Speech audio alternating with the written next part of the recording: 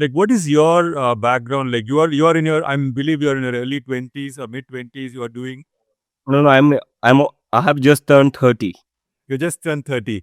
Okay, so you're, yeah, the Gen Z category. So, what exactly are you in the US for, and what is your general? So I was here to pursue my masters. For last 2 years, I have been living in the US pursuing my masters from Boston University. That's what I have been doing. And before this, I was associated with the AP for a couple of years. With the Aam Aadmi Party? Yeah, the Aam Aadmi Party. Their work on health and education really appealed to me, and I thought maybe this is a good thing that is happening in Indian politics after a very long period of time. So I tried to do my bit there, and yeah, after that, I just decided maybe it's time to move to the next thing, come abroad, try to do something of my own in my own career and get some financial stability as I get older. And I am no long I no longer stays as young as I was at one point of time.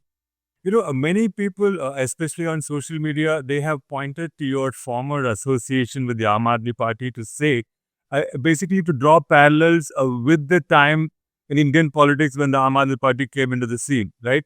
So many believe that it was basically an extension of the majoritarian right-wing movement, and it paved the way to sort of end the UPA era and open up political space for the communal forces, for the right wing forces in India.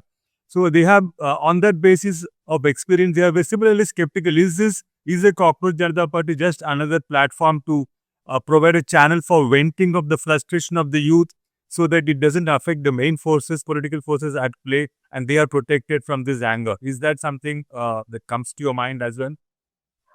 I can see that why people are drawing parallels, because it's not just the Indian against corruption movement. If you look at any movement in India, it has always been defamed by the establishment. We can look at the farmers' protest that happened in 20 around after 20 or 2020, right?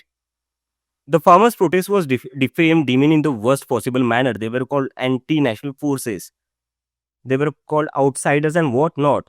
So whenever a group of people comes together to keep their demands or to express their dissent, the establishment always labels them as some, this is a conspiracy by some group. This is a conspiracy being done to destabilize the party or the opposition or the government. And I want to tell these people, it is not possible without genuine anger among the people. What I started, it started with a joke. I did not intend to start this. If I had the intention to start something like this, I would have been planning for it for many months. But this is the genuine anger. Don't try to dismiss the genuine anger that exists within the Gen Z community, who feels that they have been ignored by all the political parties, who have been ignored by the system, by the government. Right. Abhijit, I mean, nobody will deny that there is genuine anger among the Gen Z and beyond the Gen Z as well, among students, among workers, among farmers. But there was genuine anger in terms of discontent, if not anger, even anger, in 2013, 2014 as well, when the change happened politically.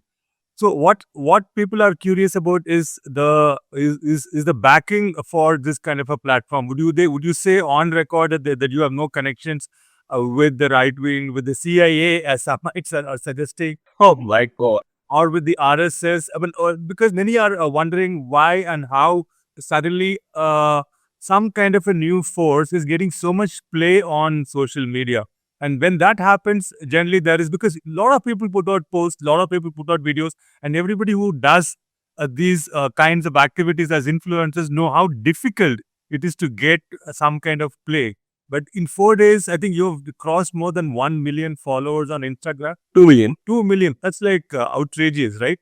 So, what do you like? How did that happen? Do you have some kind of a backing secret, a force of army of people working for you? Like, how does it happen? I think the only secret that I have is that I am someone who these people can resonate to. Because if you look at the Indian politicians, be it any party, be it the Aam Aadmi Party, be it the Congress, be it the BJP, take any party, the who is actually talking about these Gen Z? Does the Gen Z can actually resonate with the Indian politics right now? Is the Indian politics catering to these people? They are not.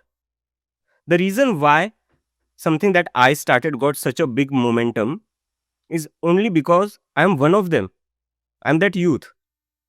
And talking about backing, I would like to make it clear that I am here on an educational loan. So if I have to get kind of backing or resources, I would first like to take care of that rather than starting a movement. This was just like genuine, like it was a genuine frustration among these people. And I would like to like whoever is trying to, trying to think there is some conspiracy behind it, I want to tell them, spend the money, spend all the resources that you have, and try to create something like this. You will fail because this is not being created by me. This is not being what we call it. This is not something artificial. This has been created by the people. You cannot join 2 million people with some set template. You cannot just bring them together just like that within 2 days. If this could have been done, any political party who has enough money, these political parties have lot of money. So why wouldn't they able to do it? Why someone sitting in the US with an educational loan was able to do something who doesn't even have the resources?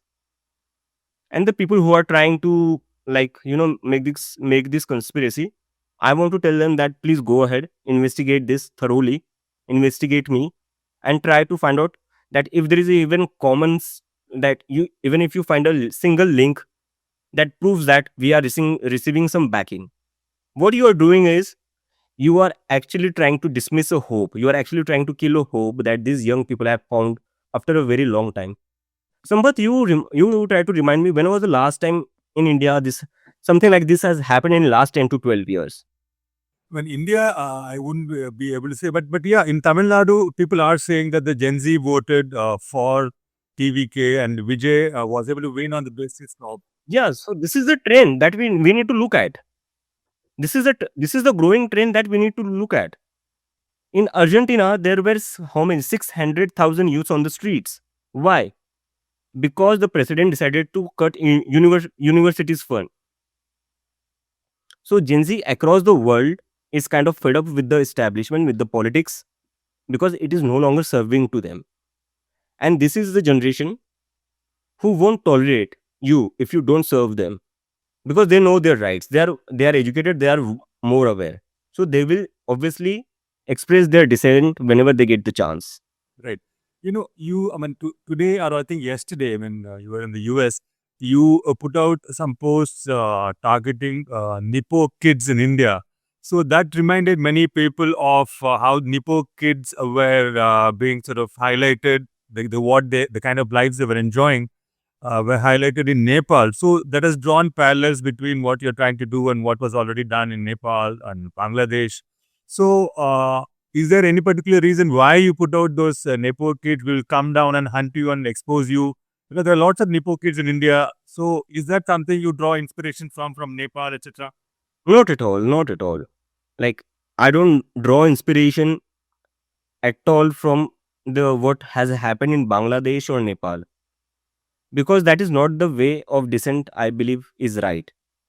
I believe in the Constitution of India very firmly. I'm a democratic person. I'm a non-violent person, because I derive great inspiration from figures like Ambedkar, Nehru, and Gandhi, because I have read them, and it is because they got India freedom through non-violent, and that is why today we are a democracy.